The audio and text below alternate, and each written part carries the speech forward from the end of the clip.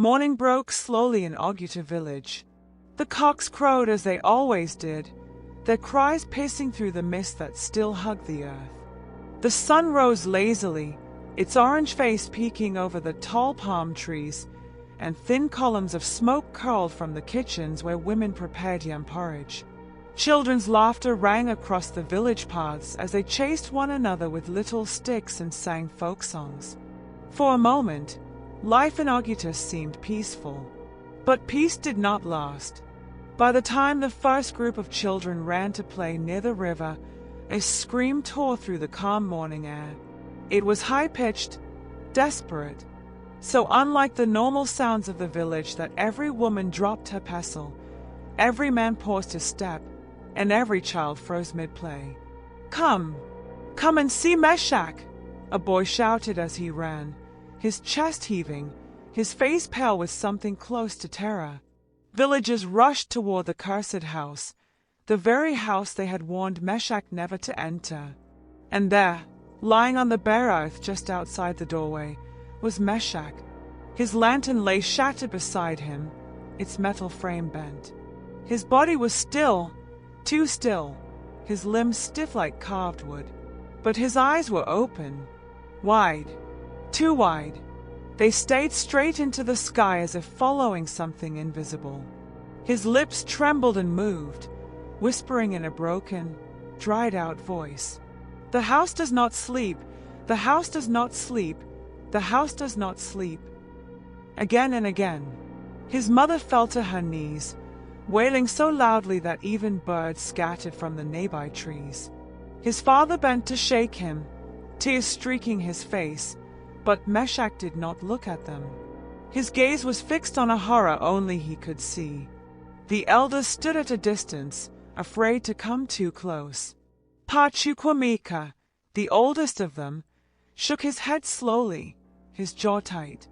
"We warned him," he said, his voice low, almost trembling. "The spirits have claimed him." Whispers rippled through the crowd. Men clutched their walking sticks tighter, women pulled their children away, and everyone looked at the house with dread. Oguta had seen strange things before, but nothing like this. 4 days after, Meshach remained the same. He refused food and water. His lips moved only to repeat those cursed words. "The house does not sleep." When night fell, his condition worsened. His body trembled and jerked as if he fought unseen chains. His eyes never closed, not even when exhaustion bent his mother's back from watching him. She begged him to rest, prayed over him, but his eyelids seemed frozen, cursed to stay open. His skin grew pale, stretched thin over his bones. His once strong arms weakened until they shook even at the slightest movement. But still, he whispered. Still, his gaze followed things no one else could see. The family tried everything. His mother burned incense, calling upon the ancestors. His father traveled to the nearby town and brought back a pastor who prayed in fiery tongues, pouring oil upon Meshach's head until the room reeked of palm and frankincense. But even as the pastor shouted, "In Jesus' name," Meshach only whispered, his dry voice cutting through the prayers. "The house does not sleep." Neighbors suggested native doctors. Goats were slaughtered. White chalk was drawn on the earth in protective circles. Palm fronds were tied to the doorway of the family's hut. Fowls were offered to strange deities in the forest. Still, nothing worked. Then, the nights grew worse. In the deep hours, when even dogs lay silent, the family would hear Meshach speaking in voices that were not his own. Some were deep, guttural, like the growl of an old beast. Others were high-pitched, like the cry of a newborn. Sometimes he laughed, a wild, broken laughter that made his mother cover her ears in terror. Sometimes he sobbed like a helpless baby. Shadows moved across the walls of their hut, though no lamp burned. Once, his younger brother Confidence swore he saw a tall figure standing behind Meshach's mat, its neck bent, its arms twisted, watching silently. But when he blinked, it was gone. The people of Oguta began to whisper, "Meshach is no longer himself. The house mocked him. Soon it will come for another." Among all the fearful voices, only one refused to give up: Confidence, Meshach's younger brother. He was only 18, yet his spirit was strong, stubborn as stone. Unlike others, he did not fear the cursed house. While others trembled at its mention, he clenched his fists and muttered, "It is only a building. No house can hold power over men." He watched Meshach with pain burning in his chest. His brother, once tall and strong, now wasted away like dry leaves. Confidence could not accept that this was fate. He believed that whatever held Meshach could be broken. "How can wood and mud defeat a man?" he asked again and again. "If Meshach went inside and came out alive, then I too can go and uncover the truth. And if I find it, I will free him." The family begged him to stop such thoughts. His mother wept, clutching his hands tightly, pressing her forehead to his. "My son, do not follow the path your brother walked. We cannot lose two sons. If you go there, you will not return." But Confidence's mind was set. He would not allow fear to rule him. He would enter the house, face what lived inside, and bring back his brother's soul. That night, when the village slept, Confidence rose quietly. He lit a small lantern and set out alone. The night air was heavy, filled with the cries of distant night birds and the croaking of frogs near the river. Each step toward the edge of the village seemed to weigh upon his chest, but still he moved forward. And then he saw it, the house. It loomed against the moonlight, tall and silent, yet strangely alive.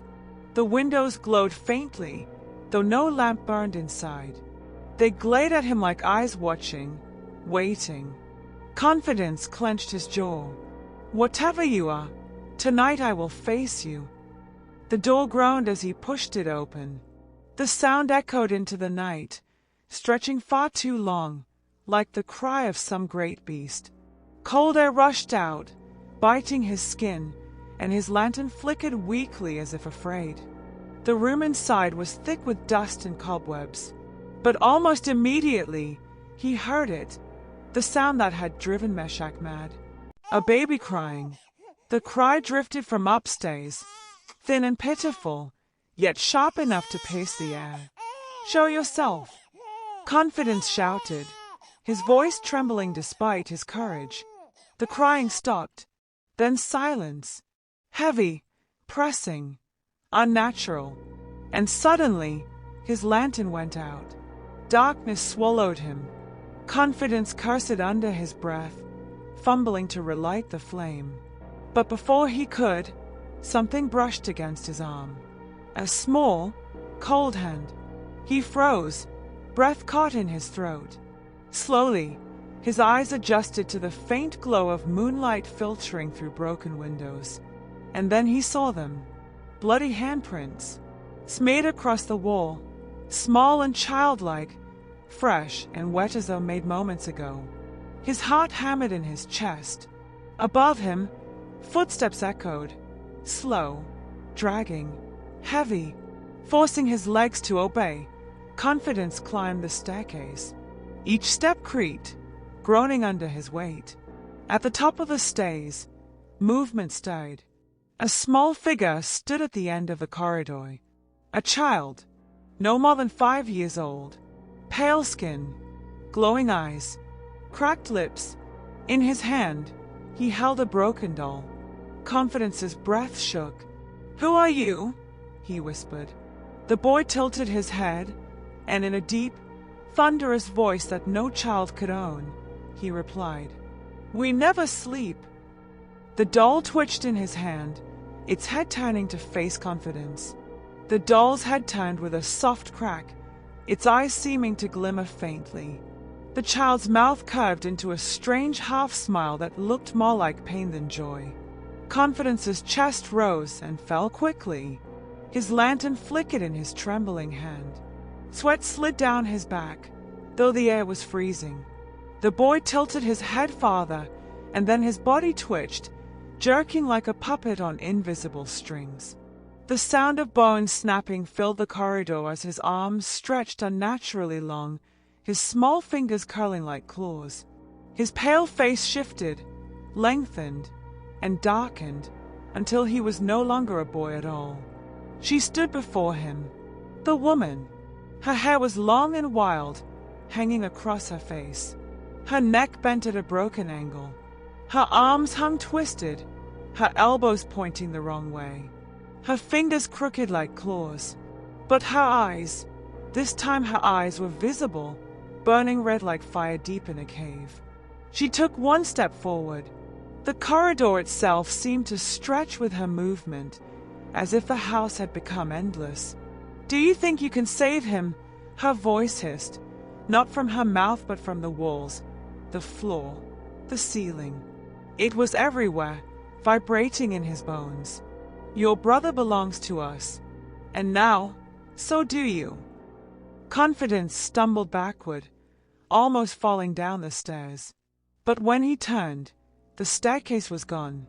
In its place was a wall, throbbing, pulsing, alive like flesh. His lantern flared, and in the light, he saw them. Faces, dozens, no, hundreds, pressed into the very walls.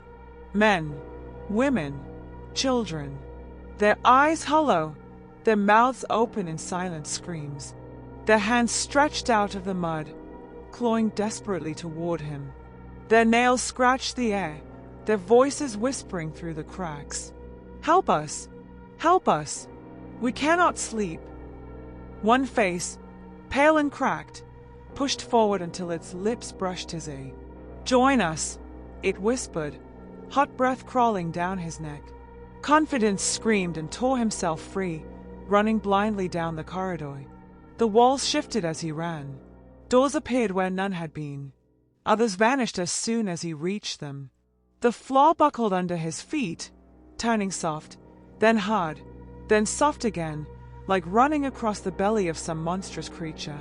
The laughter came again, the woman's laughter, high-pitched and echoing. It filled every space, chasing him no matter which way he turned. Confidence burst through a door and found himself in a wide hall, one that should not exist in a small village house. The ceiling rose impossibly high. Dark shapes hung from it, bodies swaying like on ropes, though no ropes were visible. They twisted slowly, their feet brushing the air, their faces hidden by hair.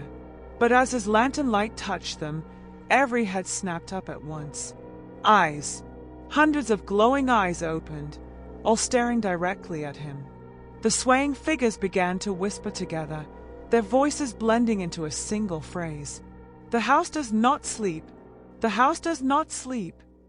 Confidence fell to his knees, pressing his hands against his ears. But the voices grew louder, climbing into his skull, pounding until tears streamed down his face. "No," he shouted, "I will not join you." But his words were drowned in their chant. The air grew colder. His lantern shook violently in his hand, and then, shattered. Glass exploded. Flame died. Darkness again. Something heavy landed behind him. He turned, and his breath froze in his throat. Meshach, but not Meshach as he remembered. His eyes glowed faintly, like embers in ash. His lips stretched into a crooked smile. His movements were stiff, jerky, unnatural, as though someone else controlled his body. "Brother," Meshach said softly, though his voice was deeper than it should have been, lead with echoes. "You came. I told you the house does not sleep." The woman stood behind him, one twisted arm draped across his shoulder like a mother guiding her child. Her long hair brushed his face, but he did not flinch. Meshach's head twitched, his smile widening unnaturally. "Now, you will never leave." The walls of the hall shuddered, dust falling like rain. The trapped faces moaned, their cries swelling into wails that pierced the night. The ground beneath Confidence cracked open, revealing an abyss filled with writhing arms reaching upward. They clawed at his feet, pulling, dragging, desperate to pull him down.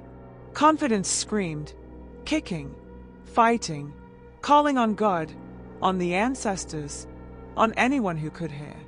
"Deliver me! Deliver my brother!" But his voice was swallowed by laughter. The woman's laughter, Meshach's laughter. Even the voices in the walls joined, a cacophony of madness.